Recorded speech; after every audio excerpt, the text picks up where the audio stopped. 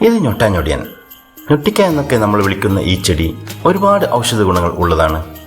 അതുപോലെ ഒരുപാട് രോഗങ്ങൾക്ക് ഇത് ഒറ്റമൂലിയായി ഉപയോഗിക്കുന്നുണ്ട്. നാഡീ ഞരമ്പുകൾക്ക് ബലം നൽകുവാനും മൂത്രാശയ രോഗങ്ങൾക്കും മറ്റും ഈ ചെടിയെ നമ്മൾ ഉപയോഗിക്കാറുണ്ട്. മാത്രമല്ല നല്ലൊരു രോഗപ്രതിരോധ ശേഷി ഇവ നൽകുന്നുണ്ട്. ഈ ഞൊട്ടാഞ്ഞൊടിയനെ നമുക്ക് നമ്മുടെ തൊടിയിൽ തന്നെ വളർത്തിയെടുക്കാം.